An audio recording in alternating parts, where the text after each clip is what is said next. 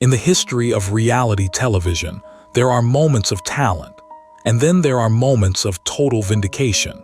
But very few contestants have ever looked in the eye, rejected a guaranteed path to fame, and lived to prove him wrong. The year was 2012, and the landscape of British television was dominated by one man. Known for his acerbic wit and ruthless business acumen, had built an empire on the idea that he knew exactly what the public wanted, often before they knew it themselves. Into this high-pressure environment walked Jonathan, a figure who represented the antithesis of the polished pop star image typically cultivated. The media narrative at the time was ruthless. Contestants were often judged on their marketability within seconds of stepping onto the stage. However, what unfolded during that specific audition was not just a display of vocal prowess, but a clash of ideologies. It was the product versus the person. While the world remembers the standing ovation, investigative retrospect reveals that the real story wasn't the song itself, but the immediate, tense negotiation that happened afterward. This was a moment where the industry's most powerful gatekeeper made a calculated gamble to separate a duo, only to be shut down by a teenager who valued loyalty over a quick contract. Today, we are taking a deep dive into the timeline of events, the psychological warfare of the music industry, and how Jonathan's refusal to compromise eventually led to a transformation that no one, least of all the judges, saw coming. To truly understand the magnitude of Jonathan's defiance on that stage, we must first examine the investigative reports regarding his life before the cameras rolled, revealing a history of systematic mistreatment that nearly silenced his voice forever. Reports regarding Jonathan's early life paint a troubling picture of the British education system's failure to protect vulnerable students. Before he was a household name, Jonathan was a student at West Hatch High School Inn, where he became the primary target of severe and relentless bullying. Sources close to the singer have confirmed that this wasn't merely schoolyard teasing. It was a sustained campaign of psychological harassment focused on his weight and appearance. The intensity of this treatment reportedly led to a complete breakdown in his confidence, forcing him to withdraw from the school system entirely to protect his mental well-being. Jonathan has since gone on record in various interviews describing this period as inhabiting the darkest of places. While we must adhere to broadcast standards, it is important to note that Jonathan was battling severe internal demons that brought him to the brink of a permanent and tragic decision. The psychological toll was so immense that, for a significant period, he refused to leave his home, finding solace only in music. This context is critical because it highlights that when he eventually walked onto the Britain's Got Talent stage, he wasn't just battling nerves. He was fighting against years of conditioning that told him he was worthless. The courage required to stand before a judging panel, after years of being told he didn't belong, adds a layer of gravity to his performance that the casual viewer likely missed during the initial broadcast. The footage from the 2012 audition serves as a perfect case study in unconscious bias, as the cameras captured the exact moment the audience and judges decided Jonathan's fate before he had even lifted the microphone. Reviewing the archival tape of the audition, the prejudice in the room is palpable and documented. As Jonathan walked onto the stage alongside his singing partner, Charlotte, the visual contrast to the standard industry hopeful was stark. Clad in a baggy t-shirt and loose sweatpants, Jonathan did not fit the aesthetic mold of a classical crossover artist. The camera cuts reveal the judge's immediate skepticism, is seen leaning back with a distinct look of resignation, while audience members are captured exchanging judgmental glances and snickers. This was the Susan effect in reverse. The room was prepared to mock. However, the narrative shifted instantaneously once the backing track for The Prayer began. Audio analysis of the performance confirms that Jonathan's vocal control and tenor range were not just good for an amateur. They were technically proficient at a professional level. The transformation in the room was physical. The collective mockery evaporated. replaced by a stunned silence that eventually erupted into a standing ovation. But the most critical aspect of this segment wasn't the singing, it was the immediate aftermath. While the audience was cheering for the performance, his mind was reportedly already spinning with business calculations. He wasn't just hearing a voice. He was seeing a discrepancy between the two performers that he believed needed to be corrected for market viability, setting the stage for one of the most controversial ultimatums in reality TV history. What happened next was a classic display of industry ruthlessness, as attempted to execute a maneuver that would have destroyed a friendship to manufacture a solo superstar. Following the performance, the feedback took a sharp and unexpected turn. While the other judges offered praise, focused on what he perceived as the weak link. In a move that industry insiders describe as typical for high-stakes talent management, publicly proposed that Jonathan ditch Charlotte. His exact words were, "Jonathan, you are a huge star," followed by the suggestion that Charlotte would only hold him back. We have to analyze the weight of this proposition. This was not a private meeting. This was a televised ultimatum from the most influential man in the music business, delivered to a fragile 17-year-old boy. The proposition was clear: betray your friend and partner and I will give you the keys to the kingdom. From a business perspective, was looking at the bottom line. Solo acts are often easier to market and manage than duos, especially when there is a perceived skill gap. Was essentially handing Jonathan a winning lottery ticket, but the cost of redemption was his integrity. Most contestants in the history of the franchise would have accepted this offer without hesitation, driven by the desperation for fame. The tension in the theater was undeniable, as the audience waited to see if the boy who had been bullied his whole life would become the bully to save his own career.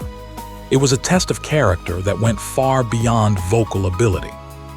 In a twist that every rule of reality television, Jonathan's response to the industry titan wasn't submission. It was a defiant defense of loyalty that forced a public retraction from himself. Jonathan's reaction to the ultimatum remains one of the defining moments of the show's history. Without consulting his parents or pausing for dramatic effect, he immediately rejected the premise of his offer. His statement, "We came here as a duo, we're gonna stay here as a duo," was delivered with a firmness that contradicted his shy demeanor. This was a critical juncture. By refusing to abandon Charlotte, Jonathan signaled that his personal values outweighed commercial success. This decision could have cost him his spot in the competition, yet it had the opposite effect. It endeared him to the British public, who saw a level of integrity rarely displayed on such programs. The narrative arc concluded in the semi-finals, where the duo performed again. The chemistry and improvement were so undeniable that was forced to issue a rare on-air apology. He admitted, "I have to apologize to you. Sticking with Charlotte was the best decision you could have made." This moment of vindication is significant because it proved that an artist could succeed on their own terms.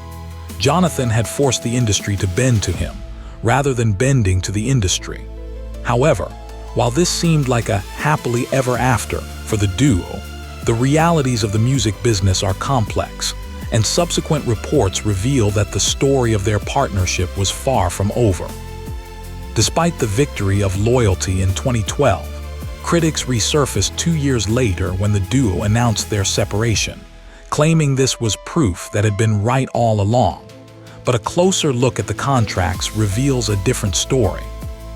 In 2014, the news broke that Jonathan and Charlotte were officially parting ways to pursue solo careers. This announcement immediately triggered a wave of "I told you so" commentary from industry skeptics who believed the split validated its initial assessment. However, investigative context is required here. The split was not acrimonious, nor was it a result of failure.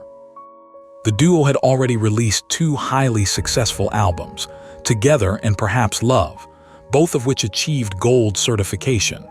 The decision to split was reported as mutual and amicable, stemming from a desire to explore different creative directions rather than a lack of success. Music, the label managing them, recognized that both artists had matured enough to stand alone. This distinction is crucial. Wanted to split them up before they had even started, which would have been a ruthless business cut. Jonathan waited until they had achieved success together, ensuring that Charlotte also had a platform and a career before they moved on. Therefore, the split did not prove right. It proved that Jonathan's timing was superior. He navigated the industry with a moral compass that ensured both parties were protected. This nuance is often lost in the headlines, but it serves as a testament to Jonathan's foresight. Yet, even as his professional life stabilized, reports indicate that Jonathan was still navigating a private, unseen health battle.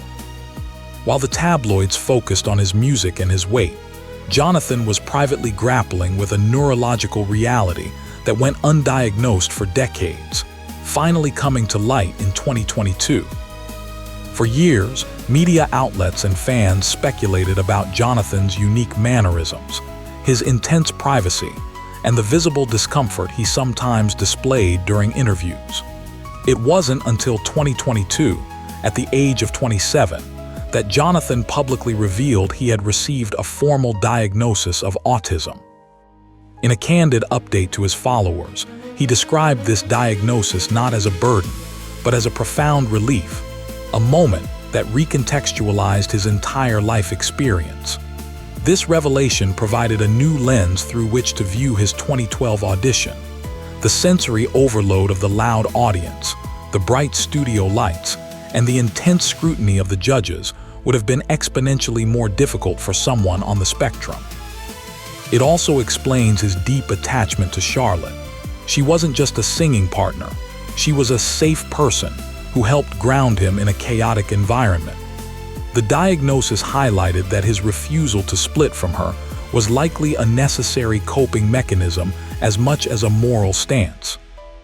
Understanding this neurodivergence adds a layer of heroism to his journey. He was navigating a high-stimulus industry that is notoriously unfriendly to neurodivergent individuals, all while undiagnosed and without the proper support tools. This new understanding of himself coincided with another massive lifestyle overhaul that would leave him virtually unrecognizable to his original. Recent footage of the tenor reveals a physical metamorphosis so drastic that it has dominated headlines, signaling that Jonathan has finally taken full control of his health and his future.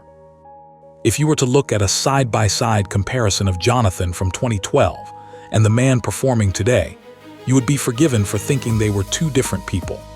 Reports confirm that in recent years, Jonathan has committed to a rigorous health regime that has resulted in the loss of approximately 5 stone, or 70 pounds.